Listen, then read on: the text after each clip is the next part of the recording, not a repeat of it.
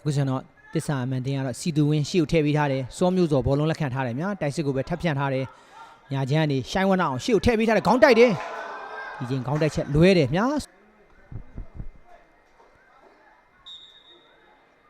အခုကျွန်တော်လက်ပြဘောမြောက်ပေးထားတယ်ကျော်တီဟာစောတစ္ဆာအမှန်တင်အဝေးကနေကန်တယ်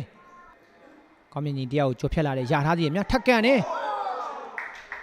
ဒီချိန်ကောင်းမြင့်ကြီးရဲ့ကန်ချက်ကတော့ကိုဘာနဲ့ထိပြီးတော့အဆုံးသက်သွားတယ်ဗျာ ISB တင်တိုက်စစ်စမှုတဲ့အလေကိုထည့်ပေးထားတယ်တန်းတူအောင်ဘောလုံးလက်ခံထားတယ်ဗျာမကန်သေးဘူးဗျာတန်းတူအောင်မရတယ်ကန်ပြီ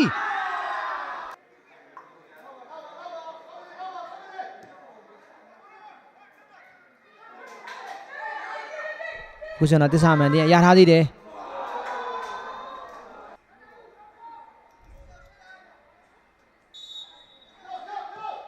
ခုစနာဖြစ်တယ်မို့မှားထားပြီတယ်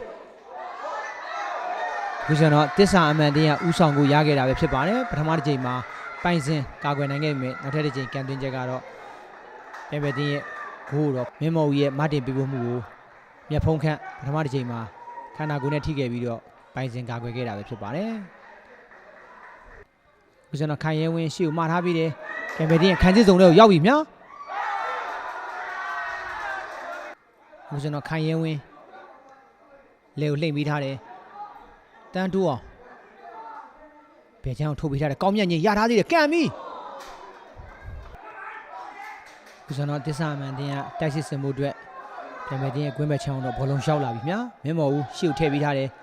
ရှိုင်းဝနအောင်ခန်းစစ်စုံတွေကိုရောက်ပြီမြာအလေကိုချိုးထားပြီးတယ်မင်းမော်ဦးပဲညာချမ်းကိုထည့်ပေးထားတယ်စောမျိုးစော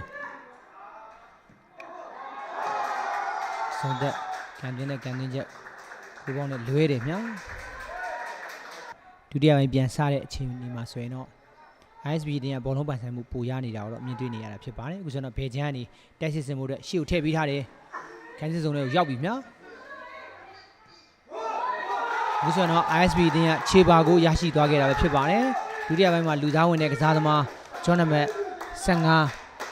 စင်ငိမ့်ညံဦးရရှိတဲ့အခွင့်အရေးကိုပိုင်နိုင်အသုံးချပြီးတော့ခြေပါကိုပြောင်းလဲရယူခဲ့တာပဲဖြစ်ပါတယ်ကိုသမားနိုင်လင်းအောင်ဘလို့မှမတက်နိုင်မဲနဲ့တွင်ကိုတော့ခွင့်ပြုခဲ့ရတယ်ညာဒီလိုမျိုး area ထဲမှာကျွန်တော်နံပါတ်15စင်ငင်းညံဦးခွင့်ရေးဒီချိန်ရခဲ့တာညာ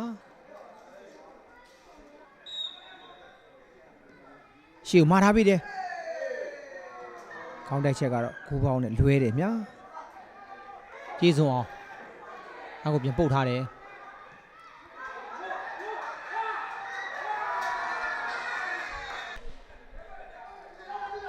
မိနစ်90ပြည့်လို့အချိန်ပို9မိနစ်ထဲကိုရောက်နေပြီပိတ်ဖို့ကြိုးစားတယ်ဒီချိန်မှာတော့ဂိုးသမားနိုင်လင်းအောင်ရဲ့ဆွမ်းဆောင်ရည်ကပိုကောင်းခဲ့တယ်လို့ဆိုရမယ်များကွင်းလယ်ပိုင်းမှာ ISB တင်က